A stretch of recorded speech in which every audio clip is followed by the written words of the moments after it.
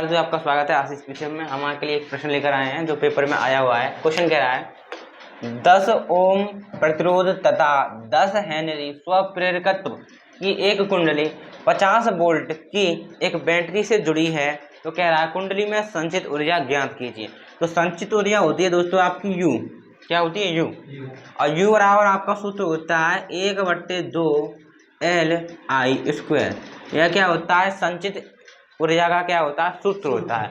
अगर हम बात करें आपको दिया क्या है गिवन, आपको कह रहा है 10 ओम प्रतिरोध यानी आर का मान कितना दे दिया आपको? आर यानी प्रतिरोध का मान कितना है? 10 ओम। और तथा 10 हेनरी स्वप्रेरकत्व किसे दर्शाते हैं? एल से। एल बराबर आपको कितना दिया? 10 हेनरी। ठीक है। कह रहा है कि एक कुंडली 50 वोल्ट की एक बैटरी से जुड़ी है, यानी V का मान कितना दे दिया? 50 वोल्ट। ठीक है। अब आपसे पूछ रहा है संचित कुंडली में संचित ऊर्जा ज्ञात कीजिए। अब आप कहोगे L तो आपको दिया ही दिया है, अब I कैसे निकालें? क्या आप ओम का नियम नहीं जानते हो? ओम का नियम क्या कहता है? ओम का नियम कहता है V बराबर IR। V का मान कितना दिया है आपको? 50। I का मान निकालना है। R का मान कितना दिया आपको? 10। 10 से काटो 50 5 बार, यानी I का मान कितना निकलेगा आपका?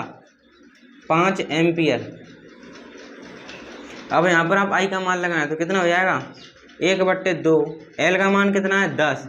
और I का स्क्वायर है तो 5 का स्क्वायर करना पड़ेगा 25। तो कितना होगा? 1/2 इंटू 2 से आप 10 काटो तो कितनी बार? 5 बार। तो आपका बचा 5 इंटू 5 इंटू 5 कितना हो गया? 5 25 25 5 125, यानी 125 जूल आंसर हो गया आपका। यह पेपर में आया हुआ है 2014 में आया हुआ है, 2020 में आया हुआ है, नोट करें। तो प्रिय विद्यार्थियों, हमने देखा प्रतिवर्ती धारा एवं वोल्टता का फेयर निरूपण। फेयर निरूपण क्या है आपको करना पड़ेगा जब आप सर्किट पढ़ोगे। ठीक है।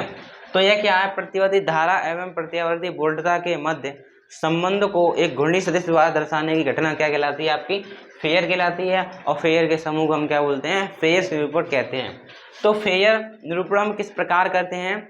फेयर निरूपण को करने के लिए आपको प्रत्यावर्ती धारा एवं प्रत्यावर्ती वोल्टता के समीकरण मानने पड़ेंगे। ठीक है। तो फेयर निरूपण को करने के लिए आपको धारा एवं वोल्टता के क्या करने पड़ेंगे? समीकरण मानने पड़ेंगे। वह समीकरण किस प्रकार माने जाएंगे वह आपको नीचे दर्शाए जा रहे हैं, देखेंगे आप। ठीक है। तो आप क्या लिखोगे? एरो लगा के प्रत्यावर्ती धारा एवं वोल्टता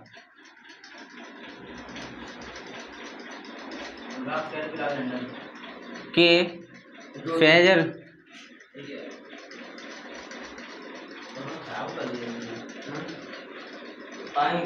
निरूपण को दर्शाने के लिए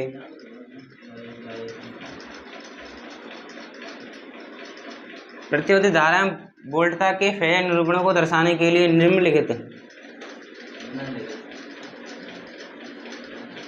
निम्नलिखित समीकरण मानेंगे।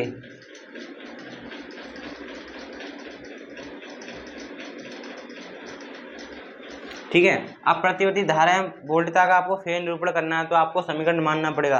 कैसे मानोगे? तो मैं आपको बता रहा हूँ।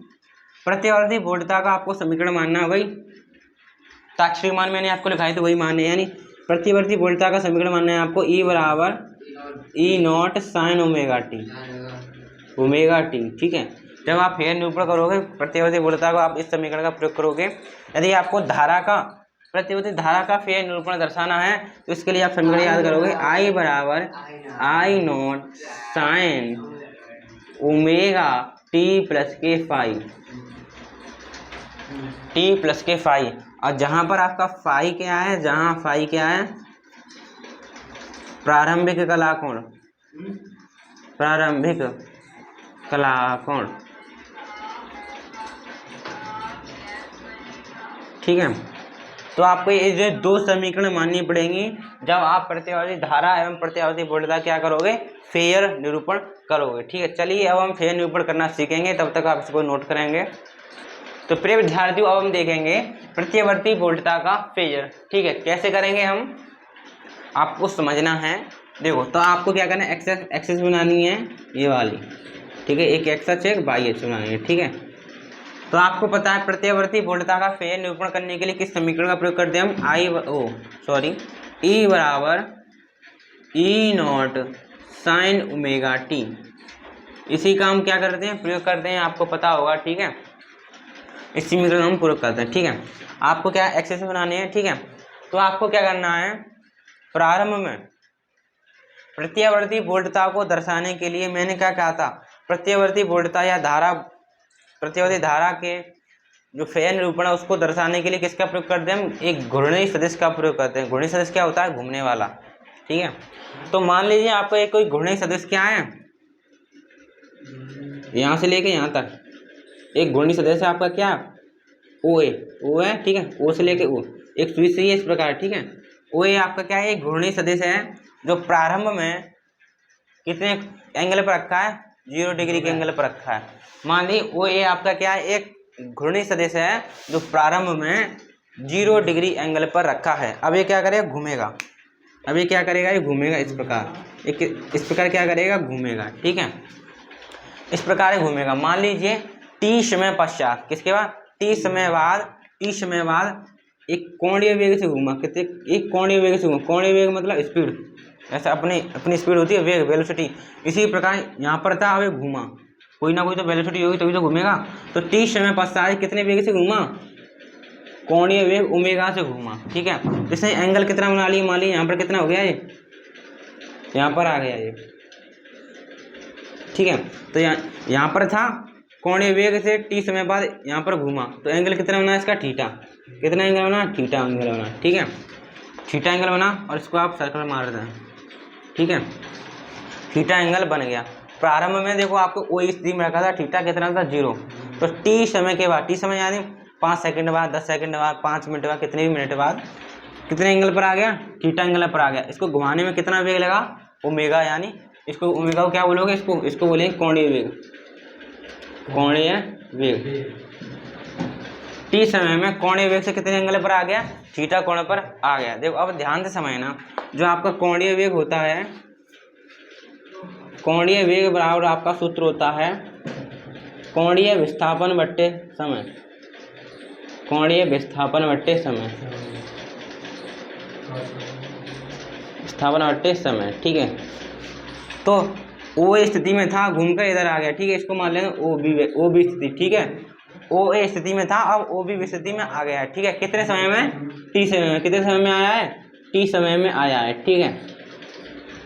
तो हम इस एंगल की बात करें, ठीक है। अब एंगल की बात कैसे करें, देखो कोणीय वेग कितना होता है आपका, ओमेगा, जो आपका कोणीय विस्थापन होता है वह कितना होता है, थीटा, ठीक है। समय कितना लेगा है, टी, थीटा का मान निकाला, कितना निकल कर आया आपका, डबल ओमेगा इंटू टी, ठीक है, ओमेगा इंटू टी तो निकल कर आया। तो यहाँ पर मैं थीटा को क्या लिख सकता हूँ, ओमेगा इंटू टी नहीं लिख सकता, ओमेगा बोलते हैं, ठीक है। तो ओमेगा इंटू टी लिख सकता हूँ मैं, थीटा बराबर क्या, आपको थीटा बराबर क्या, ओमेगा टी है, ठीक है। अब आपको क्या करना है, जो ओ बी वेक्टर दिखाई दे रहा है, ओ बी वेक्टर का आपको बाई अक्ष पर क्या ले लेनी है, इसका प्रक्षेप ले लेना, क्या लेना है, प्रक्षेप ले लेना है। तो ये यहाँ पर क्या है आपका ई नॉट है, क्या है, ई नॉट है। और इसको बाई अक्ष पर लूंगा तो क्या होगा, देखो अब ओ बी वेक्टर को बाई अक्ष पर लूंगा तो क्या होगा, आपको पता है, हम वेक्टर में आपको मैंने टोटल सिखाया है। ये मान लीजिए ए वेक्टर है, क्या है, ए वेक्टर है कितने एंगल पर, थीटा एंगल पर। नीचे वाला क्या होता है आपका, ए कॉस थीटा, पता है ना, थीटा के नीचे कॉस थीटा, और ये वाला क्या होता है, बगल वाला ए साइन थीटा, होता है कि नहीं होता। इसी प्रकार ये ई नॉट है, इसको बाई अक्ष पर इसके प्रक्षेप लूँ तो क्या बनकर आएगा, यही तो बनकर आएगा, E naught sine theta, E naught theta क्या, क्या ओमेगा टी, ओमेगा टी। यही तो आपका क्या हुआ, वोल्टता का फेयर निरूपण हुआ, ठीक है, समझ में आया। यही आपका क्या है, प्रत्यावर्ती वोल्टता का फेयर निरूपण, नोट कर लें, ठीक है। दोबारा समझाएंगे, कुछ नहीं है, हमने क्या किया, एक एक्स अक्ष में वाई अक्ष बनाई, ओ एक प्रारंभ स्थिति में, ओ एक क्या था, एक घूर्णी सदिश था जो थीटा बराबर 0 डिग्री के एंगल पर रखा था, ठीक है, नहीं। और टी समय बाद थीटा कोण बनाते हुए ओ बी स्थिति में आ गया, ठीक है, कोणीय वेग ओमेगा के स्पीड से, ठीक है। तो हमने जानते हैं कोणीय वेग बराबर होता है कोणीय विस्थापन बटे समय। कोणीय वेग कितना है आपका ओमेगा, कोणीय विस्थापन थीटा हुआ था, समय कितना था टी, तो थीटा का मान निकाला मैंने ओमेगा इंटू टी, तो थीटा का मान आपका यहाँ पर क्या निकल कर आया, ओमेगा इंटू टी निकल कर आ गया, ठीक है। अभी आपको पता है यूवी वेक्टर क्या है आपका, ई नॉट है, शिखर मान है। इसको हम क्या करेंगे, बाई अक्ष पर इसका प्रक्षेप ले लेंगे, छाया ले लेंगे, वही आपका क्या कहलाएगा, ई नॉट ई और साइन ओमेगा टी, यही आपका क्या है, प्रतिवर्ती वोल्टता का फेयर निरूपण है, नोट करना। तो प्रिय विद्यार्थियों हम देखेंगे प्रतिवर्ती धारा का फेयर निरूपण किस प्रकार करेंगे। आप मानेंगे एक्स अक्ष और एक वाई अक्ष, ठीक है। तो आपको पता है समीकरण क्या आती है आपकी, आई बराबर I naught sine omega t plus के फाई, यही तो थी, ठीक है। अब देखो फाई ऐड हो रहा है, तो आपको घूर्णी सदिश कहाँ से ही मानना है, प्रारंभ से थीटा फाई एंगल पर मानना है आपका, ठीक है। कितने एंगल मानना है, एक्स अक्ष के साथ फाई एंगल पर मानना है, ठीक है। तो मान लीजिए आपका ओसी क्या है, ओसी एक घूर्णी सदिश है जो पहले से ही फाई कोण, एक्स अक्ष से फाई कोण बनाते हुए दर्शाया गया है आपको, ठीक है। अब ये क्या करेगा, ओमेगा वेग से इधर को घूमेगा, पहले से ही आपको थीटा एंगल पर दे दिया गया है, ठीक है। अब ये क्या करेगा, इधर घूमेगा, जैसे इधर घूमेगा तो कितना एंगल बनाएगा, ये मान लीजिए इसने कितना एंगल बना लिया, ओमेगा टी एंगल बना लिया, कितना बना लिया एंगल, ओमेगा टी। तो अभी बताया था मैंने थीटा बनाएगा, थीटा बराबर ओमेगा टी निकल कर आएगा, ठीक है। बना लिया इसने, इसको मान लेंगे हम क्या, डी वेक्टर, ठीक है। अब इस डी की ओ डी की छाया इस पर ले लो, इस पर किस पर ले लो, एक्स बाई एच पर ले लो, ठीक है, ठीक है। ये क्या है आपका आई नॉट है, इसकी इस पे छाया लेंगे तो क्या निकल कर, वही निकल कर आएगा, क्या निकल कर आया, देखो एंगल कितना हुआ, इन दोनों को जोड़ना पड़ेगा एंगल मेरे को, तो यहाँ पर कितना निकल कर आया, आपको निकल कर आएगा I naught sine omega t plus के फाइव, ठीक है। यही आपका क्या हो गया, प्रतिवर्ती धारा का फेर निरूपण हो गया। यहाँ से आप इसको सर्कल मार देंगे, ठीक है। ये आपका क्या हो गया, प्रतिवर्ती धारा का फेर निरूपण हो गया, नोट करें। तो प्रिय विद्यार्थियों हम देखेंगे विभिन्न प्रत्यावर्ती पर्वत यानी various type of alternating circuit, ठीक है। अलग अलग प्रत्यावर्ती पर्वत पढ़ेंगे, ठीक है, जो पेपर में आते हैं। तो पहला सर्किट है आपका आर परिपथ, क्या है, आर परिपथ यानी आर सर्किट। इसका एक और नाम है शुद्ध प्रतिरोध युक्त परिपथ, शुद्ध प्रतिरोध युक्त परिपथ, शुद्ध प्रतिरोध युक्त परिपथ, शुद्ध प्रतिरोध युक्त परिपथ। देखो कैसे होगा आपका, तो आपको क्या करना है, एक ऐसी कुंडली बनानी है जिसमें आर प्रतिरोध पहले से ही क्या हो, संयोजित हो, ठीक है। तो मैंने क्या किया, माना ये आपका आर प्रतिरोध है और इसका स्रोत किससे कनेक्शन किससे कर दिया, प्रत्यावर्ती स्रोत से कनेक्शन कर दिया इसका उसी का चिन्ह है, ठीक है। इसे मैंने इसका कनेक्शन कर दिया, तो आप क्या लिखोगे, माना एक आर परिपथ वाली कुंडली, जो क्या है, आर परिपथ वाली कुंडली है, माना एक आर प्रतिरोध वाली कुंडली प्रत्यावर्ती धारा के साथ श्रेणी क्रम में संयोजित है। माना एक आर प्रतिरोध वाली कुंडली प्रत्यावर्ती धारा के साथ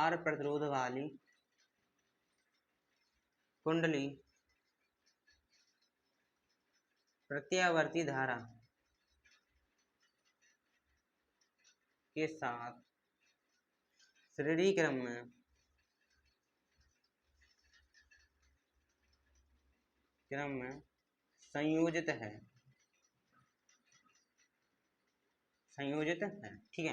अब आपको बताइए कि आपका प्रत्यावर्ती स्रोत है तो इसका विभव भी होगा, क्या होगा इसका विभव, ई बराबर क्या होगा इसका विभव, ई बराबर ई नॉट साइन ओमेगा टी, इसका वोल्टेज भी दोगे, ठीक है। अब आपको पता है प्रतिरोध है तो उसके सिरे पर विभव उत्पन्न होगा कि नहीं होगा, प्रतिरोध के सिरे पर विभव उत्पन्न होता है, उसको क्या मानेंगे, हम वी मानेंगे, ठीक है। तो आप देखें, जो देखो इस प्रतिवर्ती स्रोत के कारण जो उत्पन्न विभव है ई बराबर ई नॉट साइन ओमेगा टी, और जो प्रतिरोध के सिरे पर उत्पन्न विभव है वह विभव क्या करेगा, जो पहले से ही विभव कुंडली में है उसका क्या करेगा, विरोध करेगा। यानी कहने का मतलब इसमें दो विभव हैं, एक ई वाला एक बी वाला, ई वाला बी वाले का क्या करेगा, विरोध करेगा। यानी ये मान लीजिए इसका विभव चल रहा है तो ये उल्टा चलेगा, मतलब एक पॉजिटिव होगा एक निगेटिव होगा, ठीक है। तो हम आपको पता है फैराडे का द्वितीय नियम, नहीं उसको छोड़ा, किरचॉफ का द्वितीय नियम, आप देखो किरचॉफ के द्वितीय नियम से, किरचॉफ के द्वितीय नियम से, द्वितीय नियम से किरचॉफ का द्वितीय नियम क्या कहता है? समस्त वोल्टताओं का बीजगणित योग क्या होता है? शून्य होता है। तो सिग्मा वी बराबर 0। आपके कितने विभव हैं यहाँ पर? एक ई है और एक वी है। तो ई प्लस वी कितना है आपका? माइनस का है, बराबर 0, यानी माइनस को उधर भेजो, यानी ई बराबर क्या हो गया आपका? वी हो गया। नोट करें आप। तो प्रिय विद्यार्थियों, आपने क्या देखा यहाँ पर? आपने देखा कि ई बराबर वी, यानी वोल्टता के ताक्षणिक मान बराबर हैं। अगर इनके ताक्षणिक मान बराबर तो शिखर मान भी बराबर होंगे। शिखर मान मानी आई नोट वाले, नोट वाले, ठीक है। आप देख रहे हो यहाँ पर ताक्षणिक मान बराबर हैं, तो क्या होगा? तो शिखर मान भी बराबर होंगे। क्या होंगे? तो शिखर मान भी बराबर होंगे, मान भी बराबर होंगे। कैसे करके देखें। ई बराबर आपका क्या दिया? ई बराबर वी दिया है। ई का मान कितना होता है? ई नॉट साइन ओमेगा टी, ये तो होगा। वी का भी शिखर मान लेंगे, क्या होगा? V naught sine omega T. देखो इससे ये कट गया, तो ई नॉट बराबर क्या निकल गया आपका? V naught. यही तो मैंने बताया, ताक्षणिक मान बराबर तो शिखर मान भी बराबर होंगे, ठीक है। ठीक है प्रिय दादे, हम इतना पढ़ चुके हैं। अब आप देखो पहला पॉइंट, धारा के मान की समीकरण। वो तो पहला सर्किट था, ठीक है। अब आपको ये 5 पॉइंट निकालने हैं इसमें, रोमन अंक में लिख लें आप। धारा के मान की समीकरण,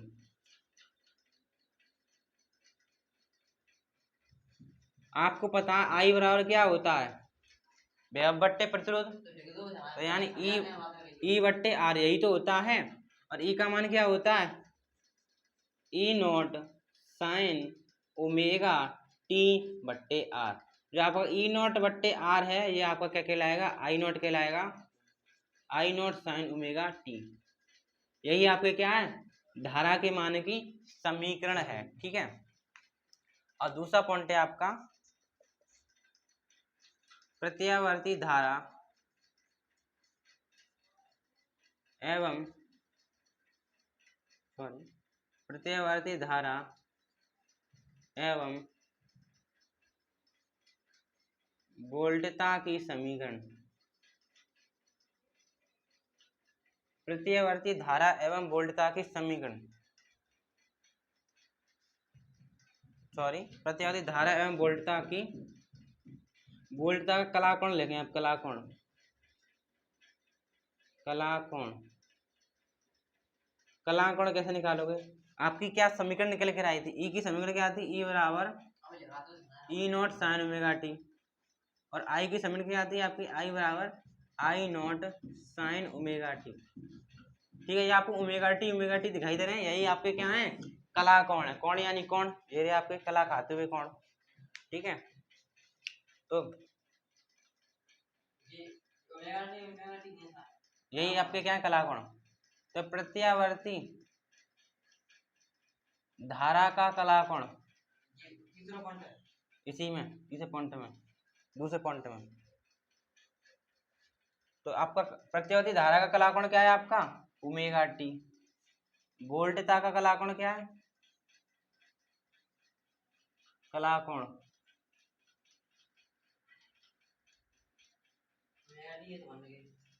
इसका भी क्या है? Omega T. अतः कलांतर, कलांतर अवश्य, कलांतर क्या है? कलाकोण के मध्य का अंतर। तो कलांतर क्या होगा आपका? ओमेगा टी माइनस के ओमेगा टी। तो कितना निकल कर आया? 0।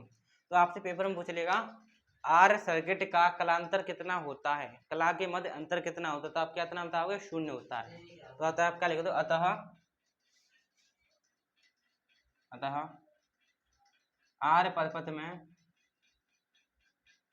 परपथ में आई तथा ई के मध्य कलांतर 0 होता है, ठीक है। आप इतना नोट करेंगे और आपकी कक्षाएं यहीं पर समाप्त होती हैं। कल हम इसको थोड़ा और पढ़ेंगे, इसके बाद ये आपका खत्म हो जाएगा। तो आज के लिए इतना ही, धन्यवाद।